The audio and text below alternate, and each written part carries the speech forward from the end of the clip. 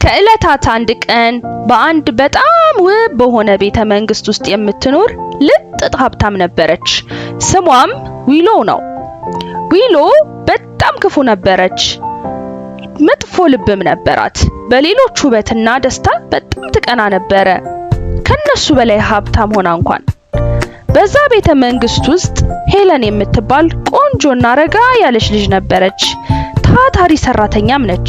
ሁል ጊዜ ፈገግታ አላት። በትርፍ ሰዓቷ ሄለን ትንሽ ኬክ እየሰራች ለሰዎች ትሰጣለች። በሰዎችም በጣም ትወደድ ነበረ ከዊሎ በስተቀር። ለምንድነው እንዲህ ቆንጆ የሆነችው? እንደ ሞኝ ሙሉ ቀን ስትስቅ ነው የምትውለው። ግን ለምንድነው ሁሉም ሰው የሚወዳት? ማንም ስለኔ አያገባውም። ሀብታም ሆኜ ራሱ። ዊሎም ሁል ጊዜ ሄለንን ብዙ የምታስለፋበትንና የምታናድድበትን መንገድ ትፈልጋለች። ሄለን፣ የምትዝናኝበት ጊዜ ያለሽ አይደል? ስለዚህ እነዚህን እንጨቶች ፍለጭልኝ። በዊሎ ትዕዛዝ ብትሰቃይም ሄለን ስራውን ለማጠናቀቅ የተቻላትን ታደርጋለች። ሁል ጊዜም ደስተኛ ነበረች። በቤተ መንግስቱም ጥቁር ድመት ትኖር ነበር። ከህፃንነቱ ጀምሮ ቤተ መንግስቱን ከአይጦች ይጠብቅ ነበር። ዊሎ ግን ሁሌ ታስርባት ነበር። ምክንያቱም ዊሎ ጥቁር ድመት መጥፎ እድል ነው ብላ ታስባለች። ድመቷ ሁሌ እንዳዘነች ነበር፣ ግን መሄጃ የላትም። ስለዚህ እንዴትም ብላ ችላ ትኖር ነበር። ምስኪኗ ድመት ፍቅር የምታገኘው ከሄለን ብቻ ነበር። ሄለን ጥቁሩን ድመት ክፍሏ ውስጥ ነበር የምታቆያት። ትንከባከባታለች። ሄለን የሰራችውንም ዳቦ ታበላት ነበር። ሁሌ ድመቷን እግሯ ላይ አስቀምጣ ታዋራት ነበር። ድመቷ ሄለንን በጣም ትወዳት ነበር። አንድ ቀን ግን ድመቷ ድንገት ጠፋች። ሄለን ሁሉም ቦታ ፈለገቻት፣ ግን ልታገኛት አልቻለችም። ምናልባት ለትንሽ ቀን ዞር ዞር ልትል ይሆናል፣ ትመለሳለች። ጊዜያቶችም አለፉ። ሄለን አሁንም ልታገኛት አልቻለችም። ዊሎ ግን ድመቷ በመጥፋቷ በጣም ተደስታ ነበር። ነገር ግን ሄለን ሙሉ ቀን አዝና ነበር የምትውለው። አይኖችሽን ግለጪ ሄለን፣ መጥፎ እድል ናት ብዬሽ ነበር። አንቺ ግን ተንከባክበሽ ጓደኛ ረክሻ። ዓለም በቴክኖሎጂ እየተራቀቀ ነው። ታዲያ የእናንተስ ልጆች ለምን ይቅርባቸው ብለን በአይነቱ ለየት ያለውን የልጆች ስማርቶች ይዘንሎት መጥተናል። ለልጆቹ ምርጥና ቀለል ያለ ሲሆን ካሜራና ቪዲዮ ስላለው የፈለጉትን ትውስታ ቀጭ ቀጭ፣ ሲም ስላለው ለወላጅ ጓደኛ ይደውላሉ።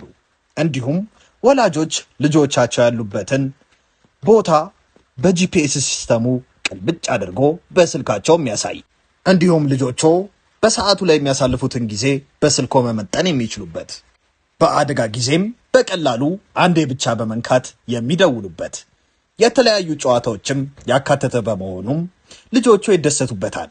በትምህርት ጊዜም ስኩል ሞድ ስላለው ትምህርታቸውን ሳይዘናጉ ይከታተሉበታል።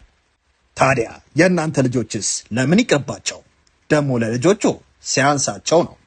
ዋጋው ኪስ የማይጎዳ ይደውሉ፣ ያሉበት እናመጣለን። ለዋጋና ለበለጠ መረጃ ቴሌግራማችንን ተረት ተረት ቶይስ ብለው ይቀላቀሉ። አሁን አንቺን ረስታሽ ሄደች። መንገድ ላይ ችግር አጋጥሟት ይሆናል። ምስኪን ድመት፣ እንዴትም ብዬ ማግኘት አለብኝ። ሄለን ለትንሽ ቀን ዊሎን ለመፈለግ ፈቃድ ጠየቀች። ዊሎም መጥፎ ሐሳብ መጣላት። ሄለን አሁን መንገዷ ላይ ብዙ ችግር ያጋጥማታል። ይሄን ሁሉ የምታረገው መጥፎ እድል ላለው ጥቁር ድመት ነው። ይሁንላት።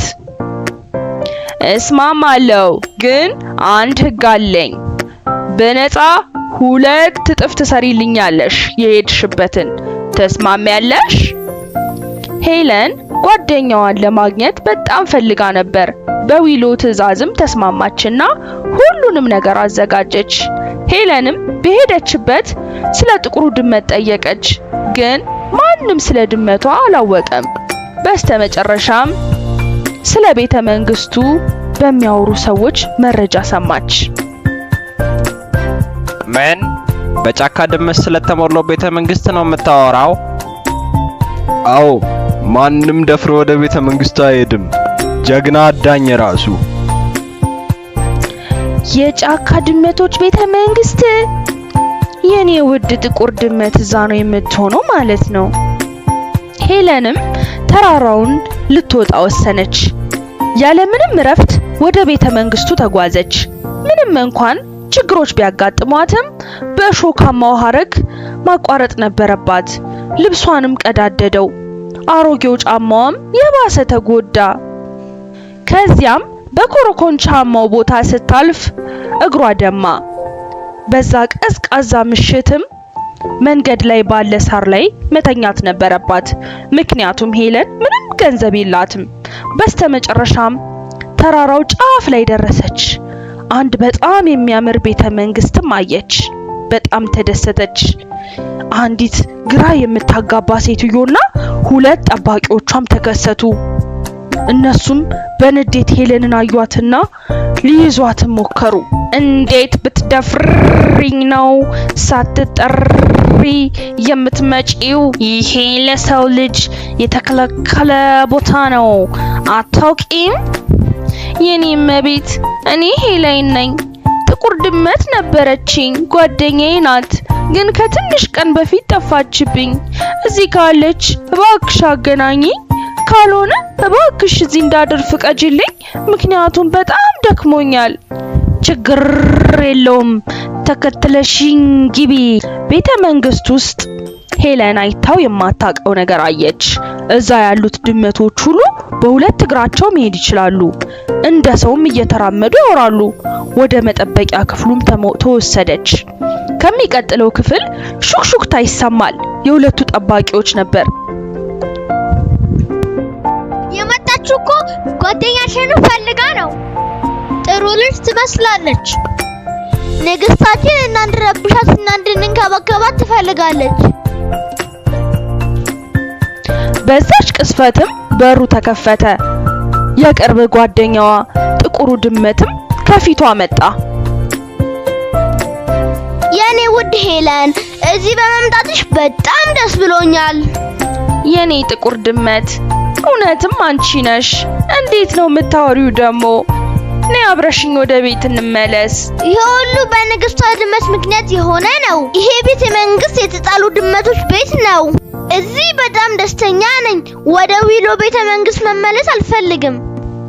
ንግስት ድመት ማናት እሷ? ወደዚህ የተቀበለችሽ ናት እሷ።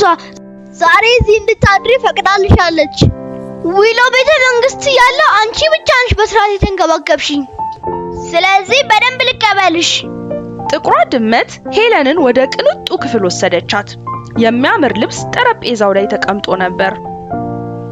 እባክሽ ይህንን ልብስ ልበሺው፣ ንግስቲቷ ያዘጋጀችልሽ ስጦታ ነው።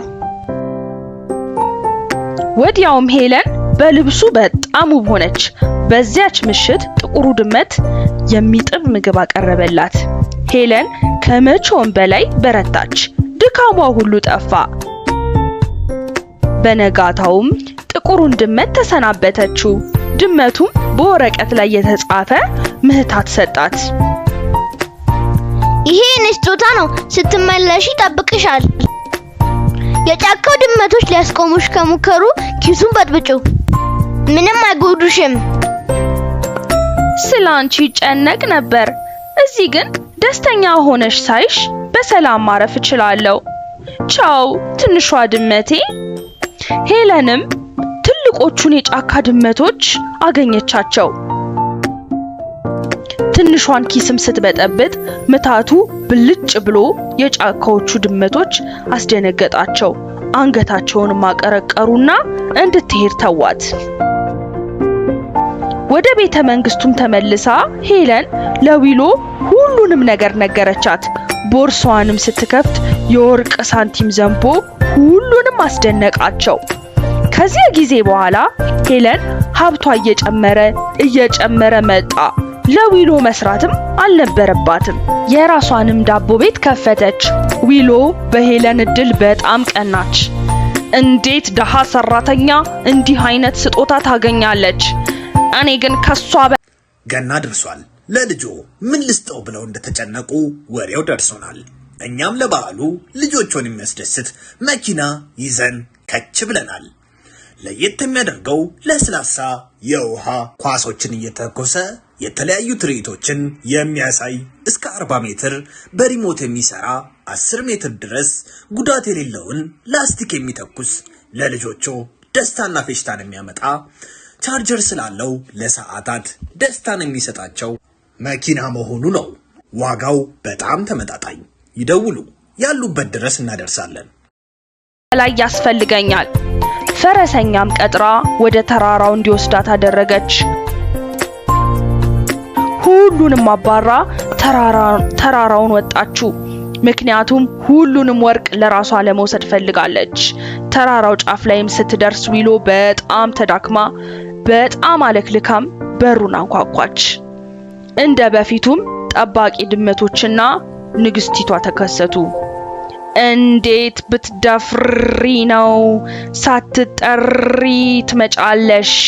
ይሄ ለሰው ልጆች የተከለከለ ቦታ ነው፣ አታውቂም? የጥቁሯ ድመት ባለቤት ነኝ። ሙጭሊት እያለች ጀምሮ እኔ ነኝ ያሳደግኳት። ልጠይቃትና እዚህ ማደር ፈልጋለሁ። ከመንገዴ ውጪ ልግባበት።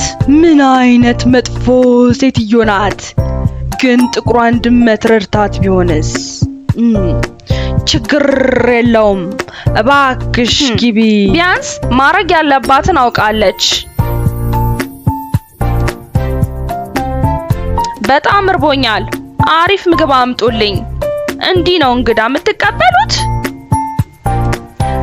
በዚያ ጊዜ ንግስቲቷ ጥቁሩን ድመት ስለ ዊሎ ጠየቀቻት። ንግስቴ መጥፎ ሴት ናት።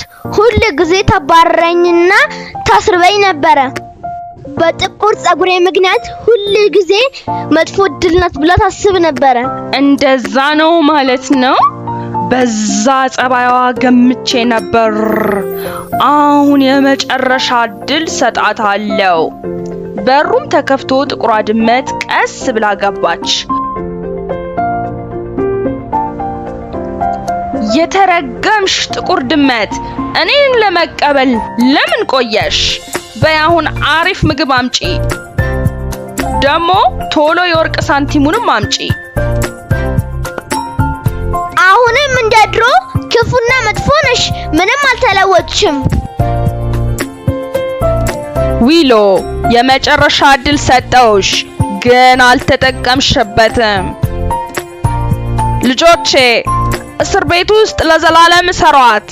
የፀሐይ ብርሃን እንድታይ መቼም አይፈቀድላትም። እሺ ንግስታችን። ዊሎም መፍራት ጀመረች። ነገር ግን በጣም ረፍዶ ነበር።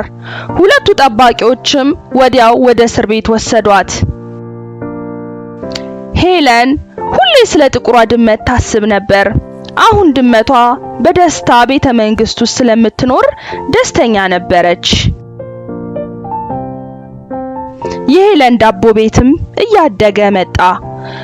ሕይወቷንም በደስታ መኖር ጀመረች።